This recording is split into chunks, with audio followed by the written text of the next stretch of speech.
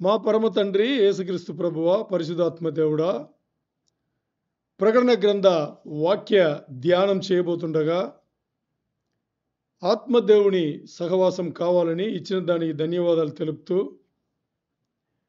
ఉపదేశంలో వాక్య భాగంను అడ్డగింప ప్రయత్నం చేస్తున్న సాతాను, చీకటి అంధకార శక్తులు, ఆకాశ మండలం ఉన్న చీకటి సమూహములు అన్నిటినీ యేసయ్య నామములో ఈ క్షణమే వెలగొట్టుచు, మహిమ ఘనత ప్రభావం అన్ని తండ్రిని మీగే ఆరోగిస్తూ, యేసయ్య అతి పరిశుద్ధ నామములో అడిగి వేడుకుని పొందినాము తండ్రి, ఆమేన్.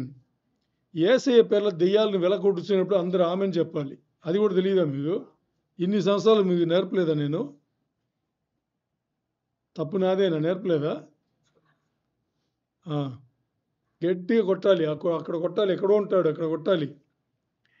ఇప్పుడు ఈరోజు మనం ఉండే టైటిల్ చూస్తే, ఇప్పుడు ముందే చెప్పినట్టుగా ఎప్పుడో జరగబోయేది ఇప్పుడు మనం చూడబోతున్నాం. అంటే ఈరోజు 14వ అధ్యాయం పూర్తిగా ముగించబోతున్నాం. మనం 14వ అధ్యాయంలో 13వ వచనం వరకు మనం ధ్యానం చేస్తున్నాము. ఇప్పుడు 14 నుంచి 20 వరకు 7 వచనంలో మనం ఈరోజు వచనం వెంబడి వచనం ధ్యానం చేస్తాము. దాని ముందు కొన్ని విషయాలు చూసుకుందాం.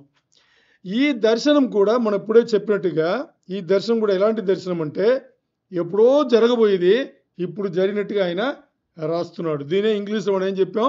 ప్రోలెప్టిక్ అన్నాం. ఇప్పుడు ఒక ఉదాహరణ చూసుకుంటే, 3 దేవదూతలు ఆకాశం ముందు వచ్చి ఏం చేస్తారు? దాంట్లో రెండో దేవదూత ఏం చెప్తాడు? రెండో దేవదూత బబులోను కూలిపోయాను చెప్తాడు కదా. అది యాక్చువల్ జరిగేది ఎప్పుడు? 18వ అధ్యాయంలో 2వ వచనంలో. అదే కదా మనం చూసుకున్నాం. మరి ఇప్పుడు ఎక్కడున్నాం? మనం 14వ అధ్యాయంలో ఉన్నాం. ఇది ఒక ఉదాహరణ. మరి ఇక్కడ చూస్తే కొంచెం 14 నుంచి 20 వచనాలు మన ధ్యానం ముందు, దీని ముందు ఈ 14వ అధ్యాయంలో ఏమేమి మనం చూసామనేది ఒకసారి చూసుకుందాం. మొదటి 5 వచనములలో చూస్తే 144,000 మంది యూదులు కదా, యూదులు ఆకాశంలో, పరదేశంలో ఆకాశంలో అంటే పరలోకంలో సింహాసనం ముందు వచ్చేసి ఓ కొత్త పాట పాడినట్టుగా ఉంటుంది కదా. అంటే ఇప్పుడు మొదటి 5 వచనంలో ఇది చెప్పినా కానీ ఇది జరిగినట్టుగా చెప్తాడు.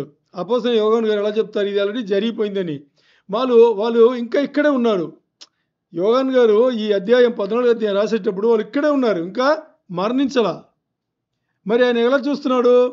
పరలోకంలో సింహాసనం ఎదుట వాళ్ళు కొత్త పాట దేవుని కోసం పాడుతున్నారు అని అక్కడ చూస్తాడు.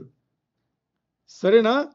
మరి వాళ్ళు ఇక్కడే ఉండేటప్పుడు ఎందుకు అక్కడ చూస్తున్నాడంటే, మనం అందుకే చెప్తున్నాం, 7వ బుర్ర మోగిన తర్వాత దేవుని ఉగ్రత ఒకటి తర్వాత 7 పాత్రల తీర్పు ఒకటి తర్వాత భూమిపైన వస్తూనే ఉంటుంది.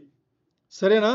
వీళ్ళు ఎప్పుడు మరణిస్తారంటే, ఈ 7 పాత్రల తీర్పు వచ్చేటప్పుడు 7 ఏండ్ల శ్రమల కాలంలో 3.5 సంవత్సరంలోనే 7 పాత్రల తీర్పు వస్తుంది. అప్పుడు వీళ్ళు ఎప్పుడో చనిపోతారు, మరణిస్తారు. మరి అపోస్తలుడైన యోహాను వచ్చేసి ఇప్పుడు చూస్తే 11, 12, 13, 14 4 అధ్యాయములు కూడా ఇంటర్లూడ్ బ్రేక్ తీసుకున్నాడు ఆయన. ఎందుకు? 7 ఏండ్ల శ్రమల కాలంలో మధ్యలో 3.5 సంవత్సరములలో 7వ బుర్ర మోగుతుంది. 7వ బుర్ర మోగితే ఇంకా తర్వాత జరిగేదని టకటకని వెళ్ళిపోతాయి అన్నమాట. అప్పుడు జరిగే కొన్ని విషయంలో వచ్చేసి ఆయన ఏం చేస్తున్నాడు? ఇప్పుడే ముందే చెప్పేస్తున్నాడు. ఆయన చెప్పేస్తున్నాడు. ఎందుకంటే అప్పుడు చెప్పడానికి లేదు, అప్పుడు చెప్పడానికి వేరే విషయాలు ఉన్నాయి. అందుకని ఇప్పుడే ఆయన చెప్పేస్తున్నాడు. ఈ 144,000 మంది 14వ అధ్యాయంలో ఇంకా భూమి మీదనే ఉన్నారు. మరి యోహాను గారు అక్కడ చూస్తున్నారు. ఎందుకు అక్కడ చూశారంటే, 7వ బుర్ర వచ్చేసి మ్రోగిన తర్వాత పాత్రల తీర్పు మొదలవుతుందా? పాత్రల తీర్పు మొదలైతే అప్పుడు వీళ్ళు చంపబడతారు. ఎందుకు చంపబడతారంటే, 7వ బుర్ర మూలిన తర్వాత ఏమవుతుంది? అంత్యక్రీస్తు అతి పరిశుద్ధ స్థలముకు వెళ్తాడు, అపవిత్రపరుస్తాడు. అప్పుడు ఆటోమేటిక్గా యూదులందరూ పారిపోతారు కదా, పారిపోతారు. ఇప్పుడు వాడి రూల్ ఏం చెప్తుందంటే, ఒకటి అంటే అబద్ధ ప్రవక్త వచ్చి ఏం చేస్తాడు? ఒకటి అంత్యక్రీస్తు పెట్టుకున్న చెప్పే ముద్రను చేతి ఎందు కానీ నొసలింది అని వేసుకోవాలి. లేకపోతే అంత్యక్రిస్తునే అతను కానీ అతని ప్రథమను కానీ ఏం చేయాలి? పూజించాలి, ఆరాధించాలి అంటారు కదా. వీళ్ళు ఆ పని చేయరు. ఎవరు? ఎదురుస్తారు. యూదులు కాదు, 144,000 మంది ఎదురుస్తారు. అందుకని ఆ పాత్రలు తీర్పు జరిగేటప్పుడే అంత్యక్రిస్తు వీళ్ళను చంపుతాడు. అర్థమైందా? సరే. ఇప్పుడు 6-7 వచనంలో, మొదటి 5 వచనంలో మాట్లాడాం. 6-7 వచనంలో ఏం జరుగుతుందంటే, యోహాను గారు చూసిన దర్శనంలో ఒక దేవదూత వస్తాడు. వచ్చి ఇక్కడ ఏం మాట్లాడతాడంటే, దేవుని ఉగ్రత తీర్పు రూపంగా ఇంకా రాబోతుంది అని చెప్పేసి చెప్తుంటాడు. అందరికీ చెప్తాడు, లోకంలో అందరికీ చెప్తాడు. గుర్తుందా మీకు? ఓకే. అది ఎప్పుడు జరుగుతాయి? 14 అధ్యాయంలో జరగదు, 15, 16 జరుగుతాయి. తర్వాత 8వ వచనంలో యోహాను గారు ఇంకో దేవతతో వచ్చి అక్కడ బబులోను కూలిపోయాను చెప్తాడు. అది 18వ అధ్యాయంలో 2వ వచనంలోనే జరుగుతాయి. తర్వాత 9-11 వచనంలో ఇంకో 3వ దేవదూత వచ్చి ఏం చెప్తాడు అక్కడ? ఎవరైతే అంత్యక్రిస్తు అతను ఇచ్చే ముద్రను కానీ లేదా అతను కానీ మీరు ఆరాధిస్తే, పూజిస్తే మీరు పరలోక జీవితముకు వెళ్ళరు, నిత్య నరకముకు మీరు వెళ్ళిపోతారు అనేసి అక్కడ ప్రొక్లమేషన్ అంటే అనౌన్స్మెంట్ చేస్తాడనమాట. ఇది ఎప్పుడు జరుగుతాయి? ఇది జరగడానికి ఎప్పుడంటే ప్రకటన గ్రంథం 20వ అధ్యాయం వెళ్ళాలి, అక్కడ జరుగుతాయి. మరి ఇప్పుడే ముంగుర్తిగా ఆయన చెప్తాడనమాట. ఇప్పుడు మనం ఏం చేస్తామంటే 14-20 వచనములు మనం చదువుతాం. ఈ 14-20 వచనం అనేది కూడా ఇది ఒక దర్శనం. మీకు కరెక్ట్గా చెప్పాలంటే ఈ దర్శనం ఎలా ఉందంటే ఇది కూడా ప్రొలెప్టిక్కే. ఏమంటారు? ఇది కూడా ప్రొలెప్టిక్. ఎందుకు ప్రొలెప్టిక్ అని చెప్తామంటే ఇది ఇప్పుడు జరగదు. దర్శనం అయితే ఇప్పుడు చూస్తున్నాడు కానీ ఇది ఇప్పుడు జరగదు. ఇది ఎప్పుడు జరుగుతుందంటే 7 ఏళ్ల శ్రమల కాలంలో ముగింపులో జరుగుతాయి. ఎప్పుడు జరుగుతాయి? 7 ఏళ్ల శ్రమల కాలంలో కరెక్ట్ ముగింపులోనే అది జరుగుతాయి. ఓకే. ఇప్పుడు 7 ఏళ్ల శ్రమల కాలంలో మీరు ఆ చార్ట్ చూస్తే మీకు అర్థమవుతుంది. 7 ఏళ్ల శ్రమల కాలంలో 7వ బూర ఉంది కదా, 7th ట్రంపెట్ అని ఉంటుంది చూడండి. 7వ బూర, 7th ట్రంపెట్. ఇప్పుడు 7th ట్రంపెట్ అనేది ఇప్పుడు మనం ఇక్కడ ఉన్నాం. 7వ బూర మోగే ఆ సమయంలో ఉన్నాము. అది 14వ అధ్యాయం కదా. మరి ఈ టైం లైన్, ఈ చార్ట్ను వచ్చేసి టైం లైన్ అంటారు. మొదటి అధ్యాయం నుంచి 22వ అధ్యాయం ఈ టైం లైన్ అంటారు. ఈ టైం లైన్ చార్ట్ల ఇది చివరిలో జరుగుతుంది అంటే ఎప్పుడు జరగాలి? 7వ బూర మోగిన తర్వాత ఇంకా పాత్రల తీర్పు 7 ఉన్నాయి. 7 పాత్రల తీర్పు తర్వాత యేసయ్య పైనుంచి వస్తారు కదా. అప్పుడు పెట్టాలి దీని. ఏది? ఇప్పుడు మనం ఏదైతే 14వ వచనం నుంచి 20వ వచనం వరకు మనం ధ్యానం చేయబోతున్నామో దీన్ని అక్కడ పెట్టాలి. మరి ఇప్పుడు ఎక్కడ పెట్టాడు అపోస్తలుడు యోహాను గారు? ఎక్కడ మాట్లాడుతున్నారు? 7వ బూర మ్రోగగానే కదా, అప్పుడు దానికన్నా ముందే ఇక్కడ మాట్లాడుతున్నారు. సో చార్ట్లో చూస్తే యాక్చువల్గా మనం పెట్టాల్సింది ఎక్కడ? యేసయ్య రిటర్న్లో, జీసస్ రిటర్న్స్ ఉంది కదా, మిల్లెనియం ఇయర్స్ ఉంది కదా, దాని ముందు పెట్టాలి మనం. బట్ ఇక్కడ 7వ బూర మ్రోగిన వెంటనే ఇది చెప్పినాడు కాబట్టి మనం ఇక్కడ పెడితే అది తప్పు అవుతుంది. చాలామంది ఇక్కడ మిస్టేక్ చేస్తారు. ఇది ఇక్కడ చదువుతున్నాం కాబట్టి ఇది ఇక్కడే జరిగింది అని మిస్టేక్ చేస్తారు. యాక్చువల్గా ఇక్కడ జరిగేది ఇది కాదు. ఇది ఏంటి అని చూస్తే ఇది ఆర్మగెద్దోన్ యుద్ధం గురించి మాట్లాడుతుంది. ఏ యుద్ధం? ఈ 14-20 వచనంలో అన్నీ కూడా 7 వచనంలో ఆర్మగెద్దోన్ యుద్ధం. ఆర్మగెద్దోన్ యుద్ధం ఎప్పుడు జరుగుతాయి? చివర్ల 7 ఏళ్ల శ్రమల కాలంలో చివర్ల రారోజు యేసయ్య దిగుతాడు, అప్పుడు అది జరుగుతాయి. ఇప్పుడు మనం ప్రతి వచనం వెంబడి వచనం మనం చదువుకుందాం. దాని ముందుగా ఎవరినో ఒకరు మైక్ తీసి బిగ్గరగా ప్రకటన గ్రంథం 14వ అధ్యాయంలో 14వ వచనం నుంచి 20వ వచనం మరి కంటిన్యూగా మీరే చదివండి. తర్వాత ఒక్కొక్క వచనం తర్వాత వెళ్దాం. చదవండి గట్టిగా. మరియు నేను చూడగా ఇదిగో తెల్లని మేఘము కనబడెను. మనుష్య కుమారుని పోలిన ఒకడు ఆ మేఘము మీద ఆసీనుడై ఉండెను. ఆయన శిరస్సు మీద సువర్ణ కిరీటమును, చేతిలో వాడిగల కొడవలియు ఉండెను. అప్పుడు మరి ఒక దూత దేవాలయంలో నుండి వెడలి వచ్చి భూమి పైరు పండి ఉన్నది, కోతకాలము వచ్చి ఉన్నది, నీ కొడవలి పెట్టి కోయమని గొప్ప స్వరముతో ఆ మేఘము మీద ఆసీనుడై ఉన్న వానితో చెప్పెను. మేఘము మీద ఆసీనుడై ఉన్నవాడు తన కొడవలి భూమి మీద వేయగా భూమి పైరు కోయబడెను. ఇంకొక దూత పరలోకమునందున్న ఆలయంలో నుండి వడిలి వచ్చెను. ఇతని యొద్దను వాడిగల కొడవలి ఉండెను. మరి ఒక దూత బలిపీఠము నుండి వెడలి వచ్చెను. ఇతడు అగ్ని మీద అధికారము నొందినవాడు. ఇతడు వాడి అయిన కొడవలి గల వానిని గొప్ప స్వరముతో పిలిచి, భూమి మీద ఉన్న ద్రాక్ష పండ్లు పరిపక్వమైనవి, వాడి అయిన నీ కొడవలి పెట్టి దాని గెలలు కోయమని చెప్పెను. కాగా ఆ దూత తన కొడవలి భూమి మీద వేసి భూమి మీదనున్న ద్రాక్ష పండ్లను కోసి దేవుని కోపమను ద్రాక్షల పెద్ద తొట్టిలో వేసెను. ఆ ద్రాక్షల తొట్టి పట్టణమునకు వెలుపట త్రొక్కబడెను. 100 కోసుల దూరము గుర్రముల కళ్ళెము మట్టుకు ద్రాక్షల తొట్టిలో నుండి రక్తము ప్రవహించెను. ఆమేన్. ఆమేన్. ఎవరి అర్థమైంది? కరెక్ట్గా చెప్పండి. ఆ? అలా చదివితే అర్థమైందా? కాలేదు కదా?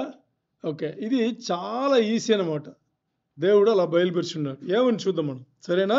ఓకే, ముందుగా ఇది ఇప్పుడు మనం చదివిన ఈ వాక్య భాగం ప్రకటన గ్రంథం 14వ అధ్యాయంలో 14వ వచనం నుంచి 20వ వచనం వరకు దేని గురించి మాట్లాడుతుంది, ఏ సంకటన గురించి మాట్లాడుతుందంటే, 7 ఏళ్ల శ్రమల కాలం ముగింపులో యేసయ్య వచ్చి ఆర్మగెద్దోన్ యుద్ధం ఉంది కదా, దాని గురించి ఇక్కడ మాట్లాడుతున్నారు. సరే, ఇది ఎప్పుడు జరుగుతుంది అంటే, ఈ దర్శనం వచ్చేసి నెరవేర్పు వచ్చేది ఎప్పుడు? ఈ దర్శనం నెరవేర్పు వచ్చేది చివరిలో యేసయ్య రిటర్న్లో వచ్చేటప్పుడు, సెకండ్ కమింగ్ అంటాం కదా, అప్పుడే అనేది గుర్తుపెట్టుకుంటే చాలు. సరే, ఇప్పుడు ఇక్కడ ఈ వచనంలో మనం చదివిన దాన్ని బట్టి అర్థం చేసుకుంటే, యేసయ్య మరలా వచ్చేటప్పుడు అంటే రెండో రాకడ, 7 ఏళ్ల శ్రమల కాలం తర్వాత రెండో రాకడలో ఆయన భూమికి వచ్చేటప్పుడు పంట పండింది, పైరు పంట పండింది, కోతకాలం వచ్చింది అని చెప్పిందా? సో ఇక్కడ యేసయ్య దిగి వచ్చేటప్పుడు పంట పూర్తిగా పండిపోయింది, కోతకు తయారుగా ఉంది, ఇంకా కొయ్యాల్సిందే. అది మనకు అర్థమైంది కదా? సరే, ఇక్కడ 2 విషయాలు మీరు రెండు విషయాలు గమనించాలి.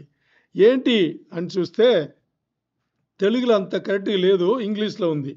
ఇంగ్లీష్లో ఏముందంటే, ఈ పైరు పంట అని ఉంది కదా తెలుగులో, ఇక్కడ ఇంగ్లీష్లో గ్రైన్, హార్వెస్ట్ ద గ్రైన్ అని ఉంది. హార్వెస్ట్ అంటే కోత, గ్రైన్ అంటే ధాన్యములు, సరేనా? అంటే పంట, ధాన్యములు అనే పంట పండిపోయింది అని చెప్పేది. ఈ ధాన్యములు ఎప్పుడు కూడా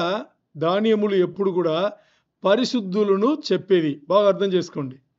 ధాన్యములను పరిశుద్ధుల కోసం వాడేది, ద్రాక్షలు దుష్టులకు, దుర్మార్గులకు, అన్యుల కోసం వాడేది.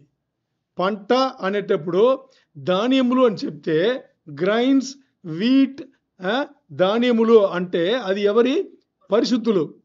మీరు, నేను, మనం పరిశుద్ధులు దేవునికి. మరి ఎందుకంటే మన పరిశుద్ధులం అంటే మన ఏదో గొప్ప చేసేవని కాదు, ఆయన యేసయ్య తన పరిశుద్ధులను మనకు ఇచ్చాడు కాబట్టి.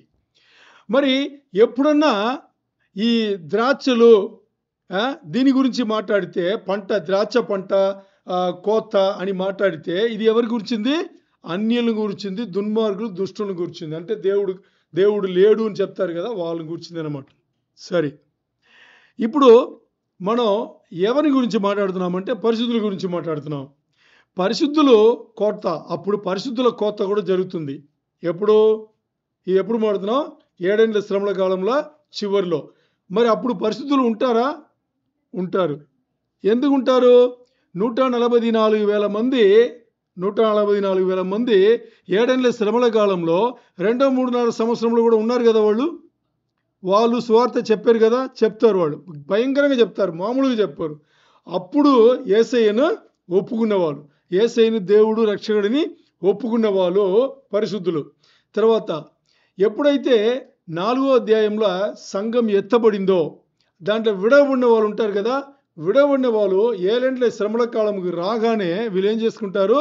ఓ, యేసయ్య నిజమే అని చెప్పేసి మారుమనసు పొంది యేసయ్యను ఒప్పుకుని శ్రమల కాలం కుండ అలా వచ్చి మరణించకుండా బతికి వచ్చి ఉంటారు కదా, వీళ్ళందరూ 7 ఏళ్ల శ్రమల కాలంలో చివరిలో పంట కోత, వాళ్ళనే ధాన్యములు అనేది. సరేనా? సరే, ఇది పరిశుద్ధులకు సంబంధించిన విషయం. మరి పాపులకు సంబంధించిన విషయం దాని ద్రాక్ష అనేసి ఉంటుంది, ద్రాక్ష పంట అనేసి మాట్లాడతారు. వీళ్ళు ఇప్పుడు పరిశుద్ధులు ఎవరు అంటే, అంత శ్రమలు వచ్చినా కానీ అన్నిట్లో తప్పించుకునే వాళ్ళు ఏం చేశారంటే, అంగీకరిస్తే ఇచ్చిన ముద్రను కానీ, చేతి ఎందు కానీ, నొసలంది కానీ తీసుకోలేదు. వాడి ప్రతిమను కూడా వాళ్ళు ఆరాధించలేదు. దాన్ని తప్పించుకున్న వాళ్ళు ఎవరు? యూదులు మాత్రం కాదు, పరిశుద్ధులు కూడా తప్పించుకుని ఉండేవాళ్ళు మొదటి వాళ్ళు. రెండవది మాట్లాడేది ద్రాక్షలు అంటే వీళ్ళు ఎవరంటే, వీళ్ళు దుర్మార్గులు. దుర్మార్గులు అంటే వీళ్ళు ఏం చేశారంటే, వీళ్ళు అంగీకరిస్తే ఇచ్చిన ముద్రను తీసుకుని బతికిన వాళ్ళు. అంగీకరిస్తే ఏమేమి చెప్పాడో అదన్నీ విని ఆ ముద్రను ఏం చేశారు? చేతి ఎందు కానీ నొసలైంది కానీ తీసుకున్న వాళ్ళు. అలాగే అంగీకరిస్తును ఇతనవే నిజమైన దేవుడిని చెప్పేసి ఆరాధించిన వాళ్ళు. సో వీళ్ళని కూడా ఏం చేస్తారంటే, ఆ 7 ఏళ్ల శ్రమల కాలం ముగింపుల వీళ్ళు కూడా కోత అంటే ఏంటి? చచ్చిపోతారు. వీళ్ళు కూడా చచ్చిపోతారు. ఎవరు చంపుతారు? యేసయ్య. చూడండి, చంపేది యేసయ్య అంటే యేసయ్య ప్రణాళిక ప్రకారం వీళ్ళు కూడా చంపబడతారు. సరే, ఇప్పుడు మీకు అర్థమైందా? ఇప్పుడు మనం మాట్లాడే విషయంలో ఈ చాట్లో ఎక్కడ ఫిట్ అవుతుందని అర్థమైంది కదా? 7 ఏళ్ల శ్రమల కాలం ముగింపు. ఎప్పుడు? 7 ఏళ్ల శ్రమల కాలం ముగింపులో. అంటే మీరు ఎక్కడ కరెక్ట్గా చూడాలి అనేటప్పుడు, బ్యాటిల్ ఆఫ్ ఆర్మగెద్దోన్ అని ఉంది కదా, చాప్టర్ 19 చూడండి. రిటర్న్ ఆఫ్ క్రైస్ట్ అని చూడండి, ఉందా లేదా? రైట్ సైడ్ నుంచి 3వ భాగం, 1, 2, 3వ భాగం అక్కడ. ఇప్పుడు మనం మాట్లాడే విషయంలో అక్కడ. మరి ఏ అధ్యాయంలో యోహాన్ గారు రాశారు? ఇక్కడ మేజర్ ఇంటర్లూడ్ అని చూడండి, చాప్టర్స్ 12 to 14 ఇక్కడ రాశాడు ఆయన. దీని తర్వాత పాత్రల తీర్పు ఉంది కదా. ఇది మనకు ఎందుకు ఆ చార్ట్ ఇచ్చామంటే, ఇప్పుడు మీరు పెన్ ఉంటే నోట్స్ చేసుకోవాలి. ఆ చార్ట్లో ఏమని రెవల్యూషన్ 14 to 20 ఈ వెర్సెస్ వచ్చేసి బ్యాటిల్ ఆఫ్ ఆర్మగెద్దోన్ అని అక్కడ వెర్సెస్ వచ్చేసి మీరు రాసుకోవాలి. సరే, ఇప్పుడు మనం ఏం చేస్తాం? ఒకటి తర్వాత వచనం వెంబడి వచనం మనం చదువుతాం. చదవండి. ప్రకటన 14:14. మరియు నేను చూడగా ఎవరు చూడగా? అపోస్తలుడైన యోహాను గారు. ఇదిగో తెల్లని మేఘము కనబడెను. మనిషి కుమారుని పోలిన ఒకడు ఆ మేఘము మీద ఆసీనుడై ఉండెను. ఆయన శిరస్సు మీద స్వర్ణ కిరీటమును చేతిలో వాడిగల కొడవలియు ఉండెను. ఆమేన్. చూడండి, ఇక్కడ యోహాను గారు అక్కడ ఏం చూస్తున్నారు? తెల్లని మేఘము తెల్లని మేఘము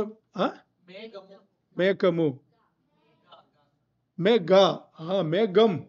ఓకే, తెల్లని మేఘము, దానిపైన మనిషి కుమారుని పోలిన ఓ వ్యక్తి అని చెప్తున్నాడు కదా. అది మనిషి కుమారుడే. ఎవరది? యేసయ్య. మనిషి కుమారుడు అంటే ఎవరు? యేసయ్య ఆ తెల్లని మేఘములో కూర్చున్నాడు. ఆ తెల్లని మేఘమును ఆయన ఎలా కూర్చున్నాడు అంటే, సింహాసనంలాగా వాడుకున్నాడు. ఎలా? అలా కూర్చుని వస్తున్నాడు. వచ్చే దీంట్లో ఎలాగా? మేఘమును సింహాసనంలాగా వాడుకున్నాడు. మరి ఆయన ఏం చేస్తున్నాడు అంటే, అతని చేతిలో ఎవరు? యేసయ్య చేతిలో కొడవలి, వాడిగల కొడవలి అంటే తెలుసా మీకు? చాలా షార్ప్ అన్నమాట. వాడిగల ఖడ్గం అంటారు కదా, చాలా షార్ప్. సో చాలా షార్ప్ అయిన ఒక కొడవలి ఎవరైనా తెలుసా మీకు? కొడవలి ఎలా ఉంటుంది చెప్పండి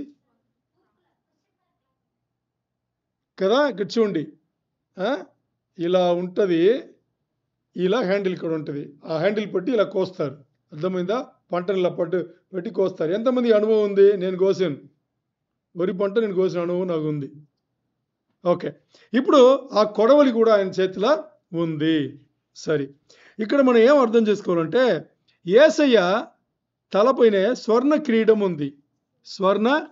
సువర్ణ కిరీటం ఉంది.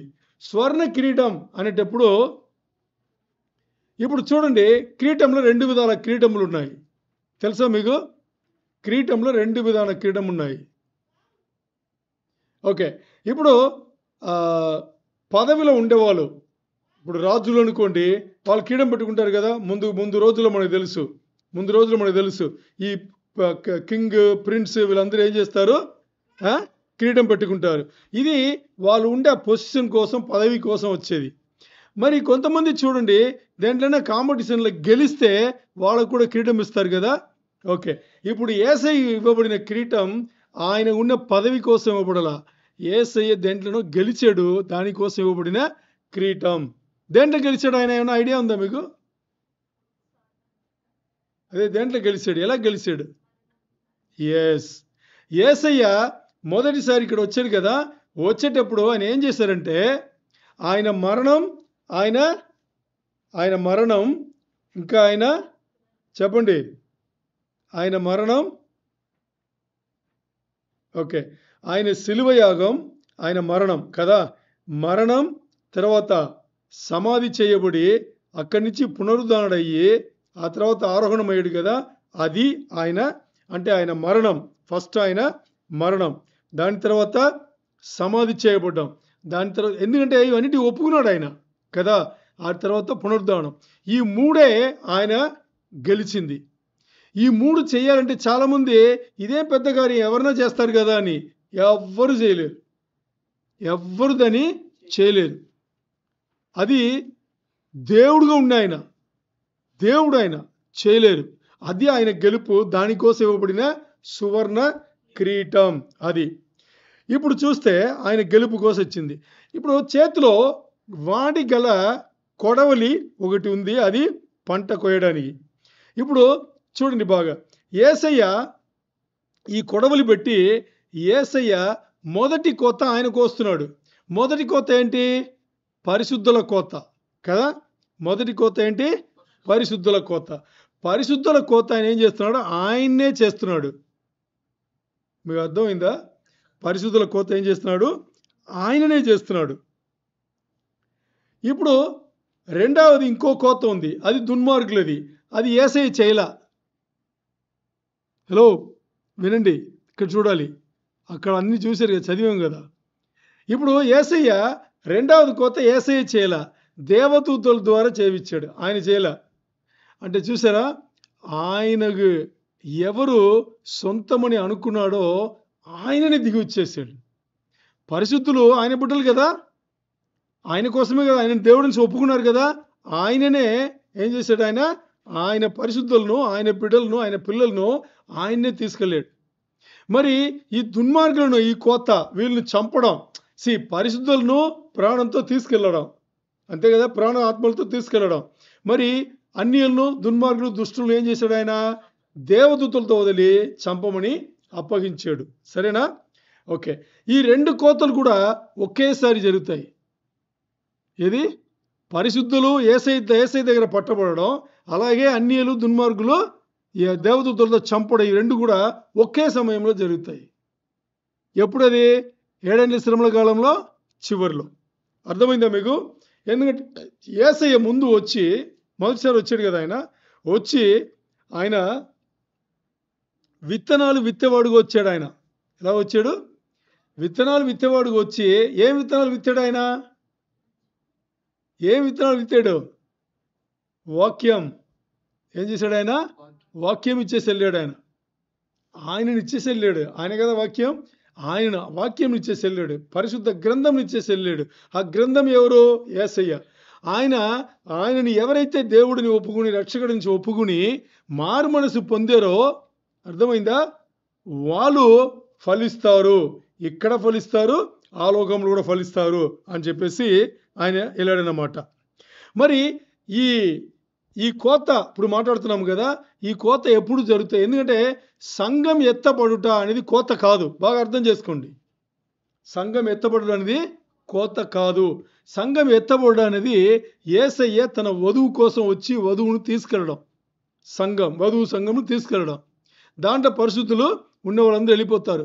ఈ విడవబడిన వాళ్ళు తర్వాత యేసయ్యను ఒప్పుకునే వాళ్ళు, విడవబడిన గుంపుల తర్వాత యేసయ్యను ఒప్పుకునే వాళ్ళు, 7 ఏళ్ల శ్రమల కాలంలో సువార్త విని ఒప్పుకున్న వాళ్ళు, 7 ఏళ్ల శ్రమల కాలంలో 3.5 సంవత్సరంలో 144,000 మంది సువార్త చెప్పి ఒప్పుకున్న పరిశుద్ధులు అందరినీ 7 ఏళ్ల శ్రమల కాలం ముగింపులో యేసయ్య దిగుతాడు కదా, దిగేటప్పుడు శ్రమల కాలం తర్వాత దిగేటప్పుడు అప్పుడు యేసయ్యతో వాళ్ళు కలుసుకుంటారు. మరి మిగిలిన దుర్మార్గులు అందరినీ ఏం చేస్తాడు యేసయ్య? యేసయ్య దేవదూతలకు అప్పగించి చంపుతాడు. ఇది ఒకే సమయంలో జరుగుతాయి. ఓకే. ఇప్పుడు యేసయ్య ఏం చెప్పాడంటే, యేసయ్య చెప్పింది, ఈ కోత ఎప్పుడు కొయ్యబడి ముగించబడిందో అదే ఈ భూమికి ముగింపు అన్నాడు. ఏమన్నాడు? అదే భూమికి ముగింపు. అంటే దానికి అర్థం ఏంటి? 7 ఏళ్ల శ్రమల కాలంలో 7 సంవత్సరములు అయిన తర్వాత చివరిలో యేసయ్య దిగి వస్తాడు కదా, దిగి వచ్చే దానితో ఈ భూమి కథ అంతే ఇంకా అయిపోయింది.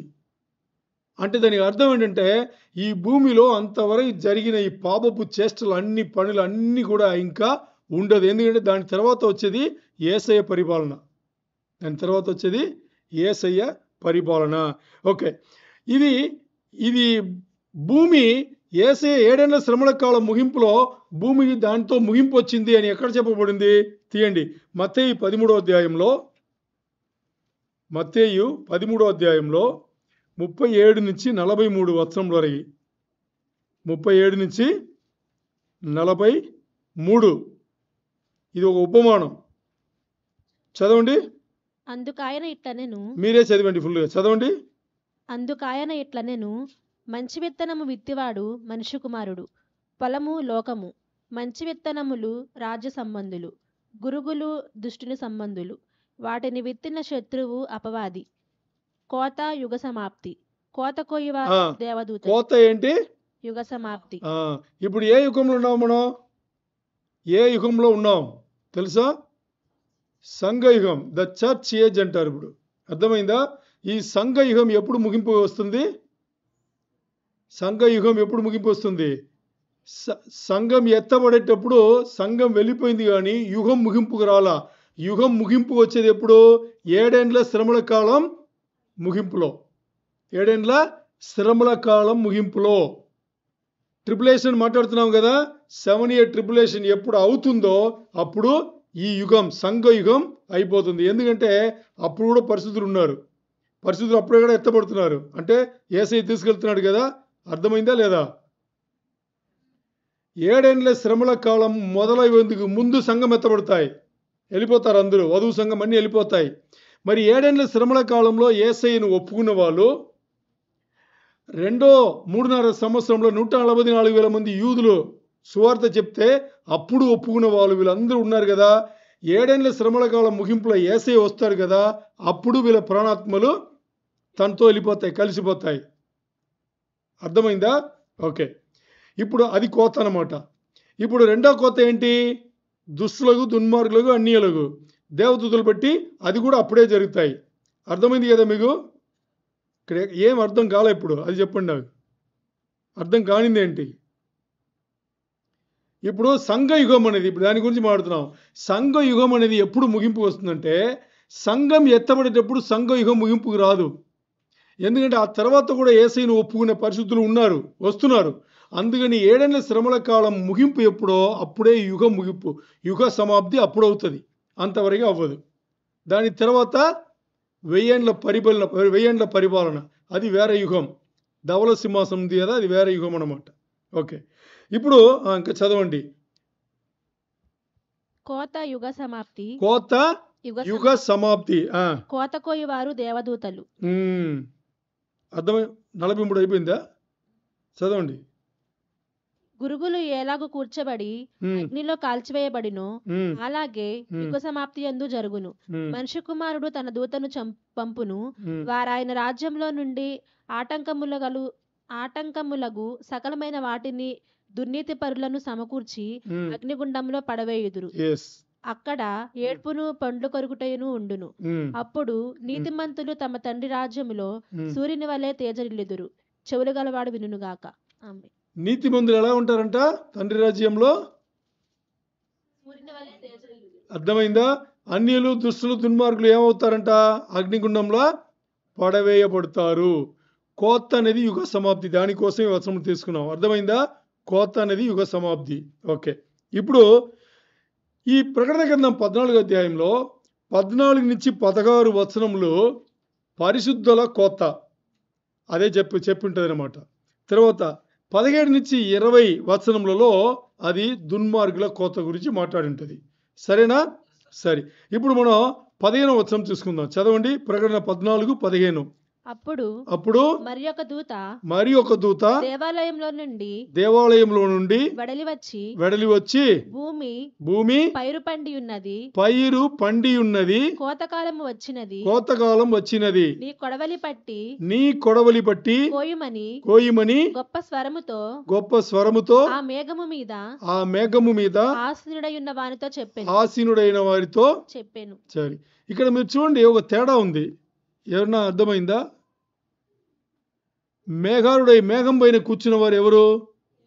యేసయ్య.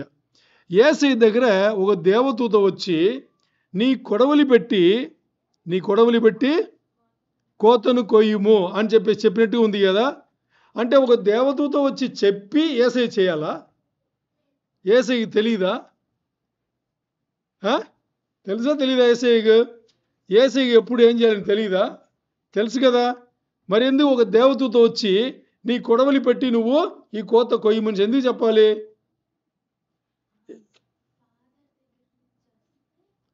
ఎందుకంటే ఆ గడియ తండ్రికి తప్పితే ఇంకెవ్వరికి తెలియదు. ఏ గడియ? చివర్ల పంట కోత ఉంది కదా, ఆ గడియ తండ్రికి తప్పితే. ఇది తీయండి, మార్క్స్ వార్త 13:32 వచనం చదవండి.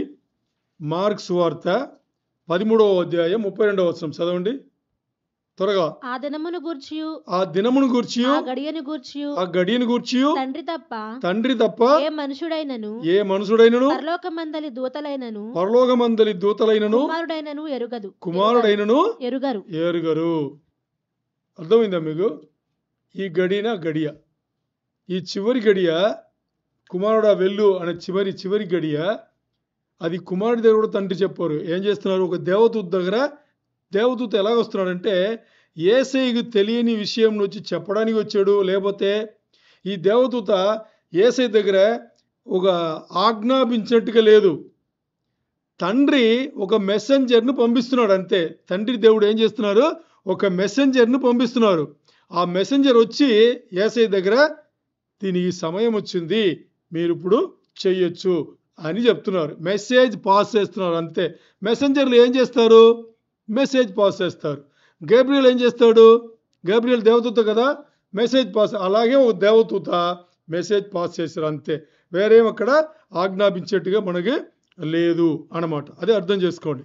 సరే, ఇప్పుడు ప్రకటన 14:4వ వచనంలో చూస్తే 144,000 మంది ప్రథమ ఫలమనిసి ఉంటుంది.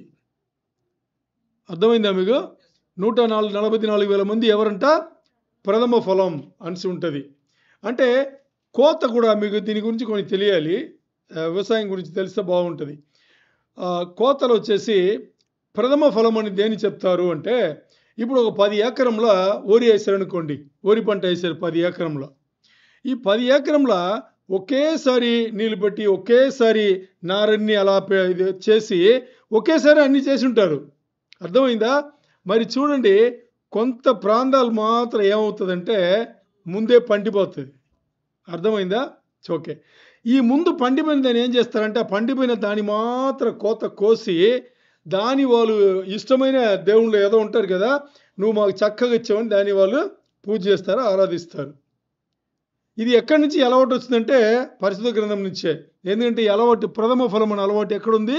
పరిశుద్ధ గ్రంథంలో మొదలైంది. సరే, ఇక్కడ ఈ 144,000 మందిని ప్రథమ ఫలం అనేసి ఎందుకు చెప్పారంటే, వీళ్ళే ఆ పంటలో మొదటి కోత. అర్థమైందా మీకు? 144,000 మంది మొదటి కోత. 2-3.5 సంవత్సరములలో అంత్యక్రీస్తు వాడిచ్చిన ముద్రను వీళ్ళు తీసుకోరు, వాడిని పూజించారు, ఆరాధించారు, అందుకని చంపేస్తాడు కదా. వీళ్ళు ప్రథమ ఫలం. దీని తర్వాత మిగతా పంట ఎవరు? పరిశుద్ధులు. అంటే 7 ఏళ్ల శ్రమల కాలంలో ఎవరైతే యేసయ్యను ఒప్పుకున్నారో, సంఘం నుంచి విడవబడిన గుంపు ఎవరైతే ఒప్పుకున్నారో, 144,000 మంది సువార్త చెప్తే ఎవరైతే విన్నారో వీళ్ళందరూ పరిశుద్ధులు. వీళ్ళు రెండో కోత, అప్పుడు వీళ్ళు వెళ్తారు. వాళ్ళు ప్రథమ ఫలం, వీళ్ళు రెండో కోత.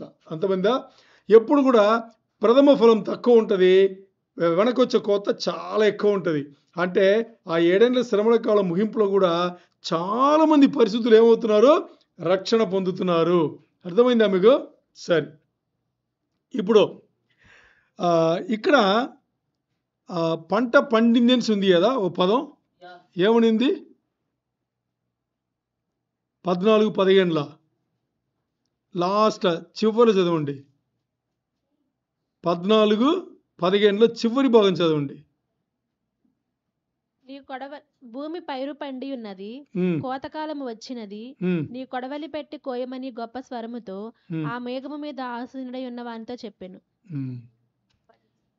అంటే ఇక్కడ తెలుగులో ముందు పెట్టారు, ఇంగ్లీష్లో వెనక్కి పెట్టారు. ఇంగ్లీష్లో ఏం చెప్పారంటే భూమిలో కోత బాగా పండిపోయింది అని ఇక్కడ చెప్పబడింది. బాగా పండిపోయింది. ఈ పండిపోయింది అని దీనికి తెలుగులో చెప్పిందని ఇంగ్లీష్లో రైప్ అనే పదం వాడబడింది. ఓకే, ఈ ఇంగ్లీష్ ఉండే రైప్ అనే పదముకు గ్రేక పదం ఏమి వాడబడింది అంటే జేరహీనో అని వాడబడింది. దాని జే అని చెప్పరు, ఎక్స్తో స్టార్ట్ అయింది. జేరహీనో అని ఒకలాగా వస్తుంది, లేకపోతే గేరహీనో అని వస్తుంది, ఏదో ఒకటి. దీనికి ఏం అర్థం అంటే ఎండిపోయింది అని అర్థం. ఏమర్థం? పండిపోయింది కాదు, ఎండిపోయింది. ఓకే, ఇప్పుడు వరి పంట ఉంది. వరి పంట పండిపోయింది అని అనుకోండి, ఆ గింజలు ఉన్నాయి కదా, ఆ ధాన్యములు ఇంకా దాంట్లో మాయిశ్చర్ అంటే తెలుసు కదా, తేమ ఉంటుంది లైట్గానే అర్థం. మరి ఎండిపోయిందంటే దాని ఏమర్థం అంటే ఆ ధాన్యములు పూర్తిగా ధాన్యం అయిపోయింది, పూర్తిగా ఉంది అనమాట. ఎందుకు ఆ పదం ఇక్కడ వాడబడిందంటే 7 ఏళ్ల శ్రమల కాలం చివరి క్షణం వరకు, చివరి గడియ వరకు దేవుడు ఎదురు చూశాడు. ఏమని? ఇంకా చాలామంది రక్షణ పొందుతారు యేసయ్యలో, వాళ్ళందరూ కాపాడబడతారు. అలా పంట పండిపోయిందంట. ఆ సమయం వచ్చేవరకు దేవుడు వెయిట్ చేశాడు. ఎందుకు? దయగలిగిన దేవుడు, జాలి కలిగిన దేవుడు, కృప కలిగిన దేవుడు. అంతవరకు వెయిట్ చేశాడు. ఎందుకంటే ఒక్క ఆత్మ కూడా నాశనం అవ్వడానికి ఆయనకి ఇష్టం లేదు. అందుకని అంతా వెయిట్ చేశాడు. ఇప్పుడు 16వ వచనం చదవండి. 14-16. మేఘము మీద ఆసీనై ఉన్నవాడు తన కొడవలి భూమి మీద వేయగా భూమి పైరు కోయబడును. అంటే యేసయ్య తన చేతిన కొడవలి, ఎందుకంటే మేఘం పైన కూర్చున్న వారు ఎవరు? యేసయ్య తన అంటే 15వ వచనంలో ఒక దేవదూత చెప్పాడు కదా, ఏమని? పండింది, నువ్వు కోత కొయ్యొచ్చు అని చెప్పాడు కదా. ఇప్పుడు 16లో యేసయ్య ఏం చేశారు? తన చేతుండే కొడవల్ని భూమి పైన వేస్తారనమాట. వేస్తే భూమి పైన ఉండే పైరు కోత కోయబడింది అని ఇక్కడ ఉంది. దీని ఏమర్థం అంటే ఇక్కడ పరిశుద్ధులను కోత కోసేది, పరిశుద్ధులను తనతో చేర్చుకునే పని ఎవరు చేస్తున్నారు? యేసయ్యనే చేస్తున్నారు. అర్థమైందా మీకు? ఎందుకంటే అక్కడ పైరు పంట పండిపోయిందని చెప్పారు కదా. పైరు పంట అంటే గ్రైన్, వీటు, గోధుమ అని ఏదైనా చెప్పితే అది పైరు. ఆ పైరు పంట పండిపోయిందంటే అది పరిశుద్ధుల గురించిన మాటలు అది. ఇప్పుడు పరిశుద్ధులను ఎవరు కలెక్ట్ చేస్తున్నారు, ఎవరు తీసుకెళ్తున్నారు? యేసయ్యనే డైరెక్ట్గా తీసుకెళ్తున్నాడు. మరి ఈ అన్యులను, దుష్టులను తీసుకెళ్లేది కోత ఎవరు చేయాలా? యేసయ్య చేయాలా. ఎవరి ద్వారా చేపిస్తున్నారు? అది దేవదూతల ద్వారా చేపిస్తున్నారు. అది ఎక్కడ చెప్పబడిందంటే 17-19 ఆ వచనంలో ఇక్కడ చెప్పబడింది. మరి ఇక్కడ మనం ఈ మత్తయి 13:41-42 చదవండి. దీనికి సంబంధించిన విషయంలో అక్కడ మనం చూస్తాం. మత్తయి 13వ అధ్యాయంలో 41-42 వచనం.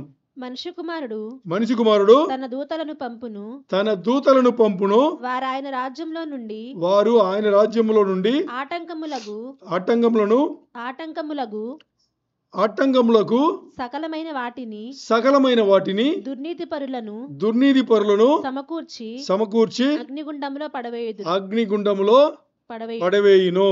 అక్కడ ఏడ్పును పండ్లు కొరుకుటయును ఉండును. అర్థమైందా మీకు? ఈ దుర్మార్గులు, దుష్టులను, అన్యులను కోత కోసేది తన దేవదూతలు అని ఇక్కడ క్లారిటీగా మనకి చెప్పబడింది. అంటే యేసయ్య పరిశుద్ధుల కోత యేసయ్య చేస్తే దేవదూతలు పాపుల కోత దేవదూతలు చేస్తున్నారు అనేది. మరి ఈ పాపులను కోత కోసి ఏం చేస్తారు అని చూస్తే అదే 17వ వచనం ఉంది. 17, 18 చదివితే అదే ఉంది. చదవండి. ప్రకటన 14, 17, 18. ఇంకొక దూత పరలోకమందున్న ఆలయములో నుండి వడిలి వచ్చెను. ఇతని యొద్దను వాడిగల కొడవలి ఉండెను. చూడండి, యేసయ్య దగ్గర వాడిగల కొడవలి ఉంది. ఇప్పుడు పరలోకం నుండి ఒక దేవదూత వడిలి వస్తే అతని దగ్గర కూడా ఏముంది? వాడిగల కొడవలి ఉంది. మరి ఒక దూత బలిపీఠం నుంచి వడిలి వచ్చాను. ఇతడు అగ్ని మీద అధికారము నొందినవాడు. ఇతడు అగ్ని మీద అధికారం నొందినవాడు. అని అర్థం ఏంటి? ఒక దేవదూత అగ్ని మీద అధికారం నొంది ఉన్నాడంటే గాలి మీద కూడా ఒక దేవదూత అధికారం నొంది ఉంటాడు కదా. నీరు మీద కూడా దేవదూత ఇలా చూస్తే అన్నిటికి దేవదూతలే పైన అధికారం ఉన్నారు. వాళ్ళ ఆజ్ఞ లేకుండా ఏది కూడా కదలదు. ఈరోజు మీరు పీల్చుకునే గాలి, దానిపైన దేవదూత, దానిపైన దేవుడు, తండ్రి దేవుడు. ఈ దేవదూతగా పని అప్పగించబడింది. ఆ పని చేస్తూనే ఉన్నాడు. అర్థమైందా మీకు? అలాగే ఇప్పుడు బలిపీఠం నుంచి వడిలి వచ్చిన ఒక దేవదూత ఇతన అగ్ని పైన అధికారం నొంది ఉన్నాడు. ఇతడు వాడిగల కొడవలి అయిన వాడిని, అంటే ఇంకో దేవదూత చేతుల వాడిగల కొడవలి ఉంది. ఆయన తన దగ్గరే కొడవలి గల వాణిని గొప్ప స్వరముతో పిలిచి భూమి మీద ఉన్న ద్రాక్ష పండ్లు, చూసారా? భూమి మీద ఉన్న ద్రాక్ష పండ్లు. దీని ముందు ఏముంది? పైరు పంట అనేసి ఉంది. అది పరిశుద్ధులు. ఇప్పుడు ఏముంది? భూమి మీద ఉండ ద్రాక్ష పండ్లు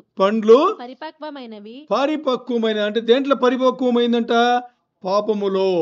అన్యులు, దుష్టులు, దుర్మార్గులు. వాడిగల నీ కొడవలి పెట్టి దాని గెలలు కోయమని చెప్పాను. మీకు ఇప్పుడు అర్థమైపోయింది. నేను చెప్పాల్సిన అవసరం లేదు కదా. సరే, ఇక్కడ నేను మీకు ఏం చెప్పాలంటే, అన్యులను ఎందుకు ద్రాక్ష పళ్ళులో వాళ్ళు చెప్పారు. అన్యులను ఎందుకు ద్రాక్ష పళ్ళు అన్నారు? అర్థమైందా మీకు? అన్యులను ద్రాక్ష పళ్ళు నుంచి ఎందుకు చెప్పారంటే, ఈ ద్రాక్ష పళ్ళు దేని వేస్తారండి? పంట దేని పెడతారు?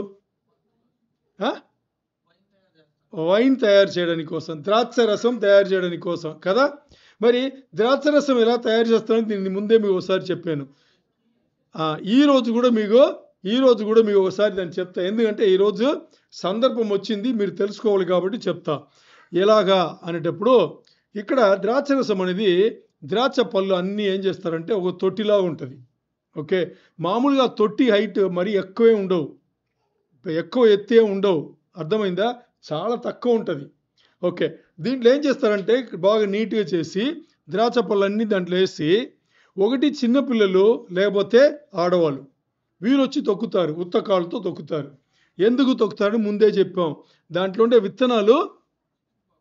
విత్తనాలు ఏమవకూడదు, పాడవకూడదు. పాడైతే చేదు ఈ ద్రాక్షరసంలో కలుస్తాయని చెప్పేసి. అర్థమైందా? ఓకే, వీళ్ళు అలాగ సాఫ్ట్గా అలా తొక్కుతారు అన్నమాట. టకటకని తొక్కరు, సాఫ్ట్గా తొక్కుతారు. ఇంకోటి, టకటకని గట్టిగా తొక్కిన ఆడవాళ్ళు, తర్వాత ఎవరు? చిన్నపిల్లలు ఏం తొక్కుతారు కదా. ఇప్పుడు ఇదే ప్రాసెస్ అన్నమాట.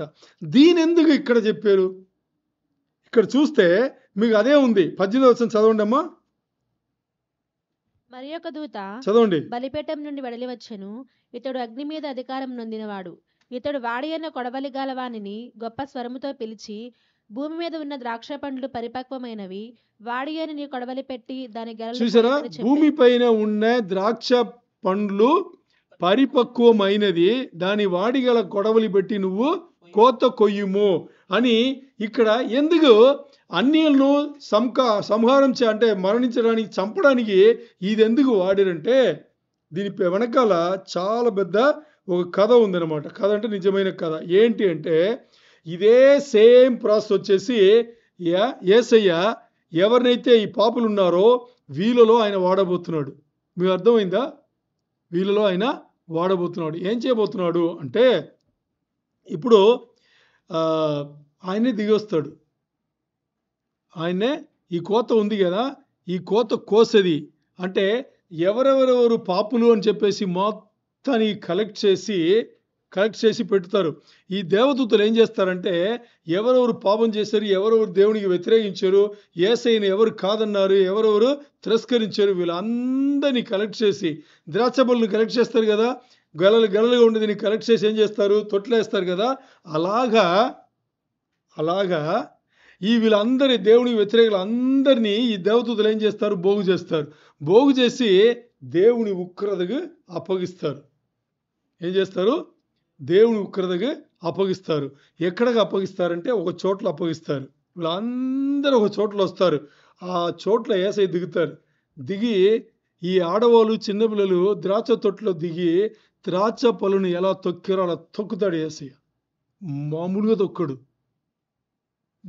తొక్కడు. ఎప్పుడు తెలుసా, 7 ఏళ్ల శ్రమల కాలం ముగింపులో వస్తాడు కదా యేసయ్య రారాజుగా. వచ్చేటప్పుడు ఆయన చేసే పని ఈ పనే. ఆయన ఈ పని చేస్తాడు, తొక్కుతాడు. మామూలుగా తొక్కడు. ఎలా తొక్కుతున్నాడు, ఏం జరుగుతుందని చెప్పేసి ప్రకటన 14, 19, 20 మనం చూద్దాం. చదవండి. కాగా ఆ దూత తన కొడవలి భూమి మీద వేసి భూమి మీదనున్న ద్రాక్ష పండ్లను కోసి దేవుని కోపమును ద్రాక్షల పెద్ద తొట్టిలో వేసెను. ఆ ద్రాక్షల తొట్టి పట్టణమునకు వెలుపట త్రొక్కబడెను.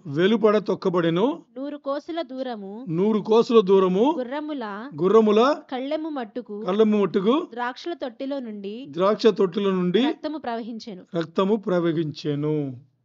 ఓకే, ఇప్పుడు అర్థమయ్యేట్టుగా లేదు ఇది. ఇప్పుడు మనం చెప్పాం, దేవదూతలు ఏం చేస్తారు, ఈ ద్రాక్ష పళ్ళు అంటే పాపులందరినీ బోగు చేసి ఓ పెద్ద తొట్లేస్తారన్నారు కదా, దాని గురించి మాట్లాడింది. పెద్ద తొట్లేసి దేవుని ఉగ్రతకు వాళ్ళు పంపించబడ్డారు అని చెప్పేసి ఇక్కడ రాయబడింది. ఆ ఉగ్రతతో ఏం చేస్తారు, దేవుడు ఆ ద్రాక్ష పళ్ళను తొక్కినట్టుగా తొక్కితే ఈ తొట్టి, పెద్ద తొట్టి ఎక్కడుందంట, పట్టణముకు వెలుపట ఉంది అని చెప్పబడింది. అలాగే అలా తొక్కేటప్పుడు ఏమైంది, రక్తం బయటికి వచ్చి, పాపల రక్తం బయటికి వస్తుంది కదా, రక్తం బయటికి వచ్చింది. అది ఎంతవరకు వచ్చిందంట, గుర్రముకు బ్రిడిల్ అంటారు ఇంగ్లీష్లో, తెలుగులో కళ్ళము అంటారు, అంతవరకు. అది మామూలుగా ఎంత హైట్ ఉంటుంది తెలుసా మీకు, అది హైట్. ఇప్పుడు గుర్రం ఉందనుకోండి, ఈ ఊర్లో గుర్రాలు ఉన్నాయి, దాన్ని ఇది వేసి ఉంటారు కదా ముక్కు నుంచి ఇలాగా కళ్ళము, ఇది ఎంత హైట్. ఒకడు గుర్రాన్ని బట్టి, ఇప్పుడు మామూలుగా మన కొడైకెనాల్ ఊటీ వెళ్ళేటప్పుడే ట్రైనింగ్ గుర్రం ఉంటుంది కదా, వాడు అలా వస్తాడు, చిన్నపిల్లని వాడే ఇలా పట్టుకుంటాడు. ఇప్పుడు అది నిజ గుర్రాలు కాదు, నిజ గుర్రాలు కాదు. నిజమైన గుర్రాలు భయంకరంగా ఉంటుంది, మామూలుగా ఉండదు. వీళ్ళు మాట్లాడే దీన్ని బట్టి చూస్తే 9 అడుగులు. ఎన్ని అడుగులు, ఇక్కడి నుంచి 9 అడుగులు ఎంత వస్తుంది చెప్పండి చూద్దాం. దేనికైనా 3 మీటర్లు, 9 అడుగులు అంటే 3 మీటర్లు.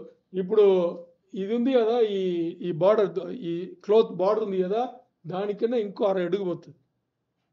అంటే ఇది 6 అడుగులు, నేను 5'11" అనమాట. అంటే 6 అడుగులకు ఒక అంగుళం నేను తక్కువ, అంటే ఇది 6 అడుగులు. దీనికన్నా పైన ఇంకా 3 అడుగులు. అంత హైట్గా యేసయ్య పాపులను తొక్కితే రక్తము ఉంది అని చెప్పేసి. ఎంత దూరం అంట అంటే ఇంగ్లీష్ వచ్చేసి 1600 ఫర్లాంగన్స్ ఉంది. అంటే దగ్గర 200 మైళ్ళు. 9 అడుగులు 200 మైళ్ళు అంటే కిలోమీటర్లు చెప్పాలంటే 322 మైళ్ళు. 322 మైలు. దాదాపుగా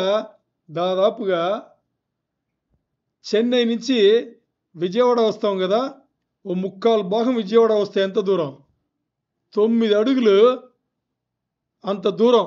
బ్లడ్ ఎంతమందిని తొక్కాలి, అందరినీ యేసయ్య తొక్కుతాడంట, ఒక్కడే తొక్కుతాడు.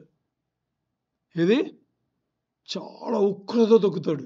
ఎందుకంటే ఏమేమి చేశారు తెలుసా, ఈ భూమిని ఆయన సృష్టి, ఈ భూమిని ఎంత పాడు చేయాలంత చేశారు. మీకు అర్థమైందా? ఎందుకు లోక జీవితం వద్దు అని ప్రతిసారి చెప్తున్నామంటే దీనికే. యేసయ్య తొక్కితే ఎలా ఉంటుంది?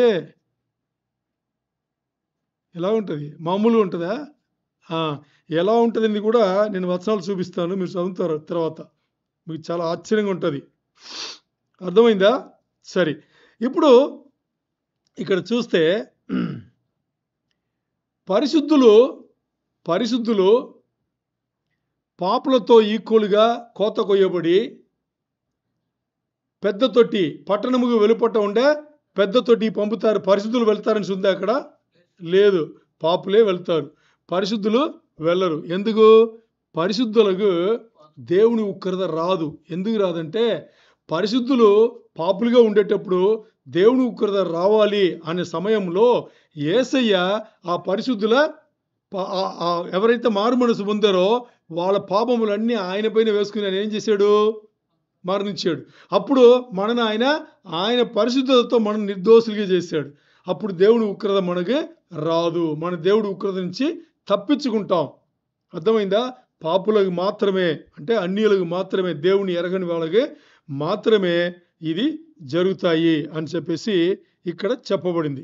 సరే, ఎందుకంటే మనం మారు మనసు పొంది మనం ఏమయ్యామంటే యేసయ్యతో ఒక్కటైపోయాం. యేసయ్య ఆత్మలో మనం ఏం చేసాం? ఒక్కటైపోయాం. అందుకని ఆయనతో నిబంధన, ఏ నిబంధన? ఆత్మ నిబంధన వేసుకుని ఆయన మన పాపములను ఆయన పైన వేసుకుని ఏం చేశాడు? మన స్థానంలో మరణించాడు. కాబట్టి దాన్ని ఏం చేసాం? మన ఒక్క ఆత్మ అయిపోయి ఆయనతో మనం ఉన్నాం. అందుకని మనం అలా అయిపోయాం కాబట్టి మనం తప్పించుకుంటాం. మరి ఎవరైతే యేసయ్యను ఒప్పుకోలేదో ఇంకేమవుతారు కదా? సో అది ఇక్కడ మనం మాట్లాడేది. వాళ్ళు వచ్చేసి దేవుని ఉగ్రతను వాళ్ళు ఫేస్ చేయాల్సిందే. ఓకే, ఇప్పుడు ఈ ద్రాక్ష పళ్ళు పట్టణముకు వెలుపట ఉండే పెద్ద తొట్టిలో సమకూర్చబడి ఆ తర్వాత ఆ ద్రాక్ష పళ్ళు తొక్కేది జరుగుతుంది. అదే 20వ వచనం జరుగుతుంది.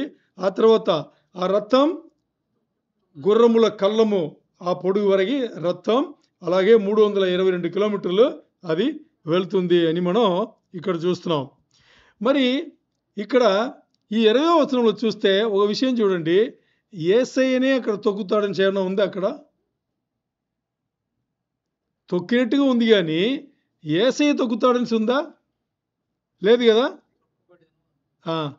యేసయ్య పేరుందా అక్కడ? లేదు కదా? ఎక్కడి నుంచి తెలుసుకోవాలంటే ఐసయ్య 63 నుంచి తెలుసుకోవాలి.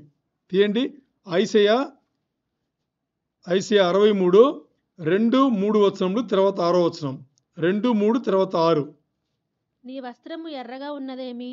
నీ వస్త్రములు ఎర్రగా ఉన్నదేమి? నీ బట్టలు ద్రాక్షానులను త్రొక్కుచుండి వాని బట్టల వలె ఉన్నవేమి? తొక్కుచున్న వాడి బట్టల వల్లనే ఉండనేమి? ఒంటరిగా ద్రాక్ష గానుగను త్రొక్కి తిని. యేసయ్య చెప్తున్నారు, ఒంటరిగా ద్రాక్ష గానుకలు త్రొక్కి తిని జనములను ఎవడును నాతో కూడా ఉండలేదు. నాతో కూడా ఉండే అంటే ఒంటరిగా, అంటే ఒక్క ఆయన్నే యేసయ్య మాత్రమే తొక్కాడు అనమాట. కోపగించుకొని వారిని తొక్కి తిని రౌద్రము చేత వారిని అణగదొక్కి తిని వారి రక్తము నా వస్త్రముల మీద చిందినని నా బట్టలన్నీ డాగులే. అంతేనా? చూసారా? చాలు. చూసారా? 6వ వచనం చదవండి. కోపము కలిగి జనములను తొక్కివేసి తిని ఆగ్రహపడి వారిని మత్తిల్ల చేసి తిని వారి రక్తమును నేలకు పోసివేసి తిని.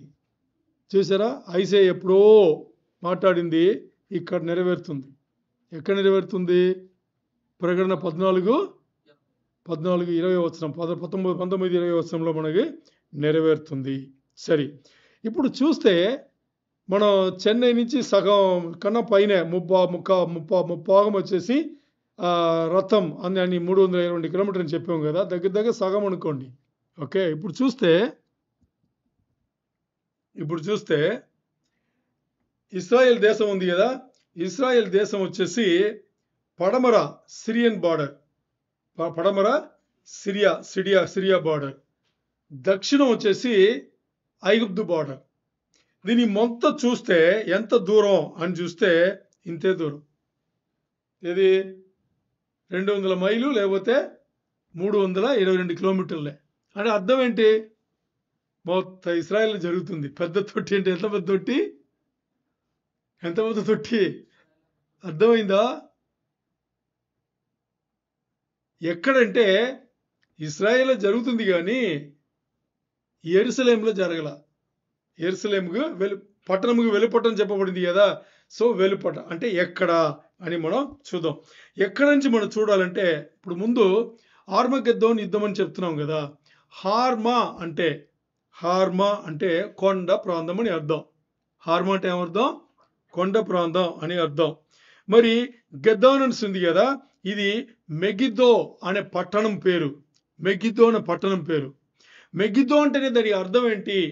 మెగిద్దో అంటే అర్థం ఏంటంటే కొండ పైన కట్టబడిన పట్టణం అని అర్థం. ఎక్కడ జరగబోతుంది అంటే ఇది ఒక చోట్ల కాదు, మొత్తం ఇస్రాయేల్. సరేనా? ఎక్కడని చూసుకుందాం. 2 వచనములు చూద్దాం. 2 వచనములు అంటే ఒక 2 ప్రవక్తలు మాట్లాడింది. జకర్యా 14:4-5 చదవండి. జకర్యా 14:4-5. జకర్యా 14. ఆ దినమున యెరూషలేము ఎదుట తూర్పు తట్టునున్న ఒలీవ కొండ మీద ఆయన పాదములు ఉంచగా, ఎవరి పాదములు? యేసయ్య పాదములు ఉంచగా, ఒలీవ కొండ తూర్పు తట్టునకును పడమటి తట్టునకును నడిమికి విడిపోయి సగము కొండ తూర్పు తట్టునకును సగము కొండ దక్షిణపు తట్టునకును. సగము కొండ తూర్పు కాదు, ఉత్తరపు తట్టుకు. సగము కొండ ఉత్తరపు తట్టుకును సగము కొండ దక్షిణపు తట్టునకును జరుగును. అంటే ఉండండి, అంటే ఈ సమయంలో యేసయ్య దిగి వస్తాడు కదా. దిగి వచ్చిన సమయంలో ఆయన ఏం చేస్తాడు? ఒలివ కొండ మీద కాలు పెట్టేటప్పుడు ఈ ఒలివ కొండ ఏమవుతుందంటే 2 పాయలయ్యి ఒక భాగం తూర్పుకును ఇంకో భాగం పడమర అలా వెళ్ళేటప్పుడు మధ్యలో ఒక లోయ. హలో వినండి, మధ్యలో ఒక లోయ. అర్థమైందా? ఆ లోయ తయారవుతుంది. ఈ లోయనే మనం మాట్లాడేది 322 కిలోమీటర్లు చెప్తున్నాం కదా. ఈ కొండ అటు తిరిగేటప్పుడు పడమర, ఇప్పుడు తూర్పు పడమర, ఇది ఆపోజిట్ కదా. ఇలా కొండ విడిపోతే లోయ ఎటువైపు అవుతుంది? ఉత్తర దక్షిణ లోయ అవుతుంది. అర్థమైందా మీకు? అలా విడిపోయింది, ఇప్పుడు లోయ వచ్చింది. 5వ వచనం. కొండల మధ్య కనబడు లోయ ఆజీలు వరకు సాగగా మీరు ఆ కొండ లోయలోనికి పారిపోవుదురు. యూదారాజైన ఉజ్జియా దినములలో కలిగిన భూకంపమునకు మీరు భయపడి పారిపోయినట్లు మీరు పారిపోవుదురు. అప్పుడు మీతో కూడా పరిశుద్ధులందరూ వచ్చెదరు.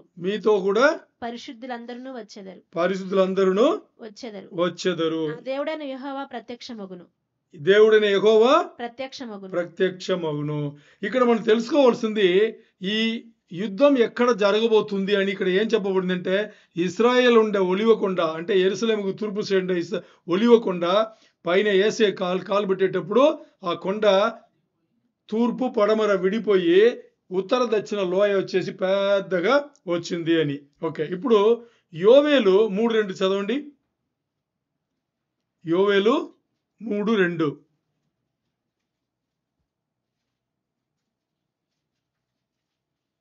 యోవేలు 3:2. జోయల్ 3:2. అన్యజనులందరినీ సమకూర్చి యెహోషాపాతు లోయలోనికి తోడుకొని పోయి వారు ఆయా దేశములోనికి నా స్వాస్థ్యమగు ఇశ్రాయేలీయులను అమ్మా, నేను చెప్పిన తర్వాత ఒక సెకండ్ వదిలి చెప్పాలి. ఎందుకు నేను చెప్తూనే ఉన్నా, నువ్వు చెప్తున్నావు, నాకు అర్థం కాల. ఉమ్. లను ఇశ్రాయేలీయులను చెదరగొట్టి నా దేశమును దేశమును తాము పంచుకొనుటను బట్టి బట్టి నా జనుల పక్షమున అక్కడ నేను ఆ అన్యజనులతో వేద్యమాడుదును. ఏంది వ్యాజ్యమాడుతును. ఇక్కడ చూడండి, యోవేలు 3:2 యెహోషాపాతు లోయన్స్ ఉంది. ఈ యెహోషాపాతు అంటే దాని ఏం అర్థం అంటే తీర్పు తీర్చడం అని అర్థం. యెహోషాపాతు అంటే ఏంటి? తీర్పు తీర్చడం అని అర్థం. అర్థమైందా? సరే, ఇప్పుడు ఈ లోయని యెహోషాపాతు లోయ అంటారు. ఈ లోయలో తీర్పు జరగబోతుంది. ఏం తీర్పు జరగబోతుంది? అన్యుల కోత. అన్యుల కోత జరిగిపోయింది, అక్కడ పోగు చేయబడ్డారు. ఇప్పుడు వాళ్ళకి తీర్పు ఏంటి? మరణం. యేసు ఇచ్చి తొక్కబోతున్నాడు. అదే కదా మనం చూసాం. సరే, ఎందుకు నేను అలా చేస్తానంటే నా జనులను ఎవరు? యేసయ్య చెప్తున్నాడు, దేవుడు చెప్తున్నాడు, నా జనులను ఎన్నో దేశాలకు పారిపెట్టుగా చేశారు లేదా? ఇస్రాయేల్ జనాంగం అన్ని దేశాల్లో ఉన్నారు దాదాపు. ఎందుకంటే ఆ దేశంలో ఉండలేక అన్ని దేశాలకు పారిపోయారు. దానికి కారణమైన వాళ్ళను దానికి కారణమైన దేశాలను నేను వదిలిపెట్టను. తర్వాత నేను నా వారికి, యూదులకు, నా జనాంగము ఇచ్చిన భూమిని ఏం చేశారు? పంచిపెట్టారు, ఇంకోరికి ఇచ్చారు. ఏం తెలుసా? దేని గురించి మాట్లాడుతున్నారు ఇక్కడ? పాలస్తీన్ కూడా ఇంకా జరుగుతూనే ఉన్నాయి కదా. పాలస్తీన్ వాళ్ళు తిన్నారు. ఇది అక్షర దేవుడు ఏం చేస్తున్నాడు? నా జనులకు నేను ఇచ్చిన భూమి, ఆ పని చేసిన వాళ్ళు నేను వదలను. ఇప్పుడు మీరు గుర్తుపెట్టుకోవాలి, ఈరోజు ఇంగ్లాండ్ దేశం ఉంది కదా, ఎలా ఉంది తెలుసా? మీకు తెలుసా? కర్స్లో ఉంది. అది ఏమి లేదు తెలుసా మీకు? పేదరికంలో ఉంది. కారణం ఏం తెలుసా? ఈ దేశం విడిపోవడానికి ఆ సమయంలో తీర్పు తీర్చడానికి వాళ్ళు కూడా ఉన్నారు. దేవుడు వదులుతాడా? దేవుడు వదలడు. ఈరోజు చూడండి ఎలా ఉండేవాళ్ళు. లోకంలో ఈ భూమిలో ఎన్ని దేశాలను పరిపాలించిన వాళ్ళు. ఈరోజు చూడండి, పేదరికం భయంకరంగా ఉంది, మామూలుగా లేదు.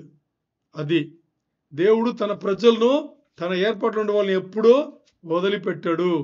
సో ఇక్కడ యెహోషాపాతు అంటే తీర్పు తీర్చడం అని అర్థం. యెహోషాపాతు లోయ అనేది ఎక్కడ ఉంది? మనం దీని ముందు కిద్రాన్ వ్యాలీ అంటాం కదా. కిద్రాన్ వ్యాలీ ఏమంటారు తెలుగులో? ఇంగ్లీష్లో కిద్రాన్ వ్యాలీ అంటారు. తెలుగులో ఏం చెప్తారో? కేదురాన్ అంటారా? పాత నిబంధనలు ఉంది, కొత్త నిబంధనలు ఉండదు. ఓకే, కిద్రాన్ వ్యాలీ అంటారు ఇంగ్లీష్లో. అది కూడా ఇదే. అంటే యెహోషాపాతు లోయ అంటావు కదా, దానే కిద్రాన్ లోయ నుంచి మనం చెప్తాం. ఇది ఎక్కడి నుంచి, ఈ లోయ ఎక్కడి నుంచి అంటే యెరూషలేము పట్టణమును దాని తూర్పు సైడ్ ఉన్న ఒలివకొండ ఉంది కదా, దాని మధ్యలో ఉండేది. ఇప్పుడు ఈ ఒలివకొండ 2 పాయలైంది కదా, మొత్తానికి ఇశ్రాయేల్ మొత్తానికి లోయ ఏర్పడింది. ఎందుకంటే అక్కడే యుద్ధం జరగబోతుంది. దేవదూతలు అందరూ అక్కడే ద్రాక్ష పళ్ళైన పాపలందరినీ పోగు చేసి అక్కడ పెడతారు. యేసయ్య ఒలివకొండ పైన దిగాడు కదా, 2 పాయలైన తర్వాత అక్కడే కదా ఉన్నారు వాళ్ళు, తొక్కుతాడు అనమాట. అది అంత పెద్ద తొట్టి ఉంది కదా, గుర్తుందా మీకు? పెద్ద తొట్టి, తల్లిలో మీరు చదివారు పెద్ద తొట్టి అని. అదే ఆ లోయని పెద్ద తొట్టి అనేది. ఇప్పుడు యేసయ్య తొక్కందుకు మొదలు పెడతాడు. అర్థమైందా? అక్కడ ఏమవుతుందంటే ఆ సమయంలో దగ్గర ఈ భూమిలో ఉండే అన్ని దేశాలు అంగీకరిస్తూ చేసే పని, అన్ని దేశాలను పోగు చేసి ఇశ్రాయేల్ జనాంగం అటాక్ చేసి ఈ భూమిలో లేకుండా చేసిన వచ్చే అక్కడికే వస్తారు అందరు. ఎక్కడకు? ఇప్పుడు చెప్పే పెద్ద లోయని అక్కడికే దండెత్తి వస్తారు. అన్ని దేశాలు వస్తారు, అక్కడే ఉంటారు. యేసయ్య ఏం చేస్తారు? ఒలివకొండ పైన దిగి పాయలయ్యి పెద్ద లోయ అంటే ప్లెయిన్ ఏరియా అన్నమాట, అక్కడ అందరూ ఉంటారు. అక్కడే దిగుతాడు ఆయన. వాళ్ళందరినీ తొక్కేది అక్కడే. అర్థమైందా మీకు? సరే, ఎందుకు ఆయన తొక్కుతాడంటే నార్మల్గా ద్రాక్ష పళ్ళును ఎలా తొక్కి ద్రాక్ష రసం తీస్తారో అలాగే ఆయన తొక్కి ఏం చేస్తాడో తెలుసా? అలాగే తొక్కి ఆయన బ్లడ్ అన్ని అంటే రక్తం అన్ని బయటకు వచ్చేటి చేస్తాడు. మరి 9 అడుగులు 322 కిలోమీటర్లు అని చెప్పాం కదా.